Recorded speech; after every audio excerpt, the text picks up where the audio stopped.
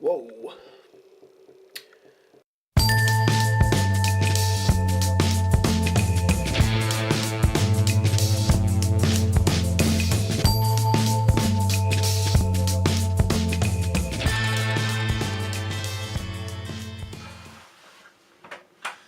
Happy Homebrew Wednesday, guys. Number 10. Number 10. Double figures. Can't believe 10 weeks ago started with the Homebrew Wednesdays. And since I started with the Homebrew Wednesdays, I've actually got something to talk about, which is fermenting, which is a bonus. So yeah, firstly, a big thanks to you all on your comments. Very kind words. A lot of you saying that you'd sort of stuck with me at the beginning, and it's been sort of nice for you watching me get to this stage now. You've sort of took the journey with me, and that is great, fantastic. Still fermenting, although it has slowed right down. It's sort of bubbling now, bubble, bubble, bubble, bubble. Sort of 2 days ago it was blub blub blub blub blub blub blub blub. So yeah, the temperature's dropped in there a few degrees. Sat now at 19 degrees, so it's doing all right. It's doing fine. Before I talk about the brew, I want to talk about the brewery. Now, I didn't know how it would all come together on the first brew day. I knew each piece sort of worked on its own, but collectively I didn't know if it would all sort of work in sync with each other. And I must say, it worked phenomenally. There are a few tiny hiccups, one being the long silicone hose which takes the mash outside. I think on the next brew day I'm not going to bother with that long hose. It worked to get all the mash out, but the sparge it didn't like. It kept sort of getting airlocks in it, and I had to keep going round and lifting the tube. It wasn't terrible, but I sort of come to the conclusion at the end that it would be easier to just use this and just tip it in than it would for me to get all the hose out, clean it and stuff like that. So I'm going to do away with the hose. Definitely going to do away with the hose. But apart from that, everything went swimmingly. I was amazed, really. And also, the mash paddle, Harry, worked perfectly as well. I didn't get one dough ball in this mash tun. It sort of batters the hell out of it as soon as it goes in. This sort of sorts them out, and I didn't have any problems, and that was great. I'll talk about this a little bit later. I'll have a closer look at this.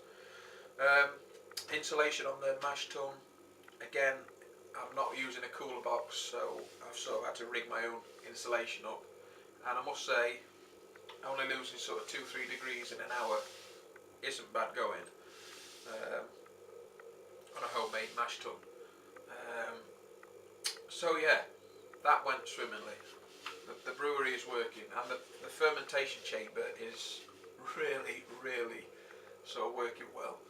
A few of the comments were saying, have you thought about putting the blow-off tube into the heating vessel in the middle?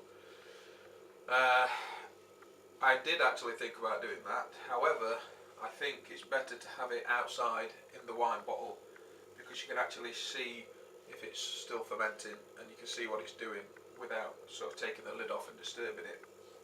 You can also see if there's any water being pushed through the tube.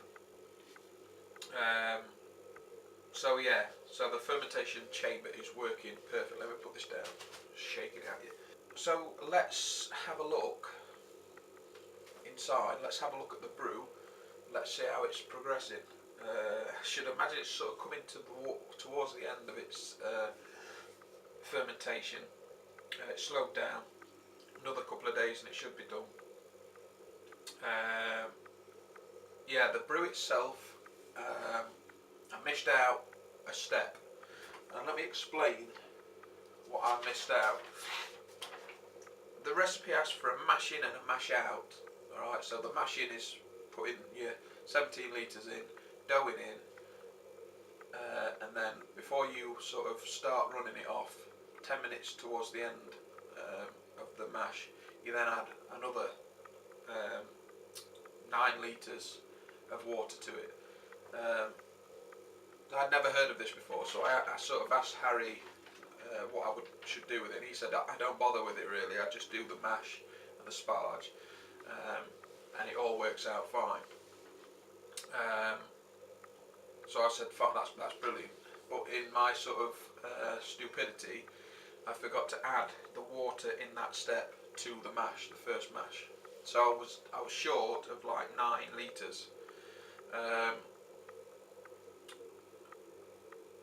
So what I have done is I boiled up some water, I let it cool down to room 20 degrees, and then I added it sort of the next day.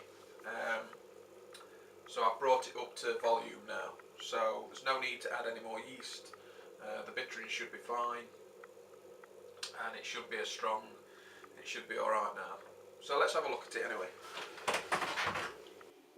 So you can see it's still fermenting a little bit.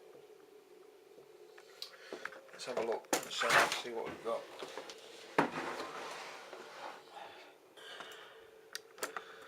Alright, so just put a little sticker on there just to see the dates and the temperatures and which I pitched the yeast at, what yeast I used, starting gravity, although that is now redundant. But yeah, it's fermenting well. It's got a nice little krausen on there, nice and sort of creamy yeasty head, and it's doing well.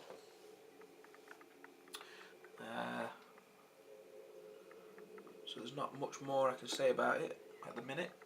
I'll probably do another update when it's done fermenting. So yeah,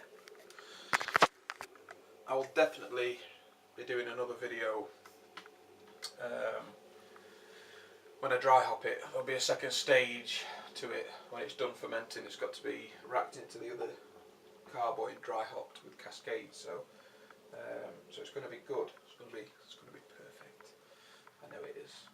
Let me get the lid back on this, and then we'll have a look at the mash paddle. Right, guys, this is the mash paddle. It's fantastic craftsmanship on there. There's no rough edges. It was just perfect. Look at the grain on it.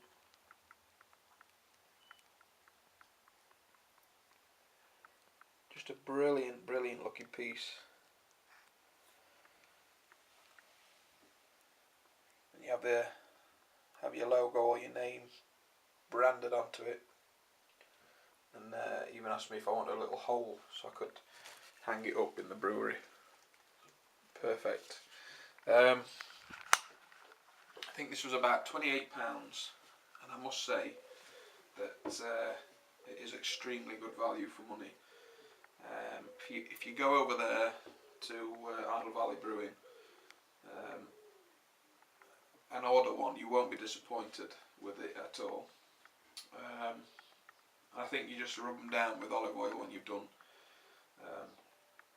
just to sort of help the grain a bit. And obviously when it's been in the water, the grain's going to sort of open a tiny bit, but this hasn't. But I just rubbed it down with olive oil and it was good to go again. Perfect. Thanks, Harry. Really good. Right, listen guys, I'm going to go now because I'm boring everyone to death, I'm sure. So yeah, happy Homebrew Wednesday. I hope to see everyone's videos. Look forward to Wednesday now. It's sort of the breaks the week up. It's really good. I'll see you with the next step of the dry hopping. Harry actually sent me with the parcel of the grains and hops and this. Actually sent me one of his English bitters. And I was going to drink it while I was doing the Homebrew Wednesday. But I drank it on the Sunday and I thought, I don't want to have to talk through it. I just want to open it and enjoy it. Don't want to have to sort of say how nice it is. I just wanted to enjoy it, and I really did enjoy it. That is a really nice sort of well-rounded bitter, English bitter, and I'm going to be buying one of the kits, Harry, from you for the English bitter, and a few more grains to do another one. The Brewbarbecue, which is happening at the end of this month, where everyone's coming around for like a barbecue and serving the beer that I brewed up, this IPA. I think I'm going to be doing a sort of brew on that day, so anyone that's interested in what I'm doing can sort of watch while they have a drink and have some food. So that's the plan on that. I'll obviously take some pictures and whatnot. So that's it, guys, from me. So stay safe, keep on brewing, pinky out, bearded brewer, and I'll see you all very, very soon. Cheers, guys.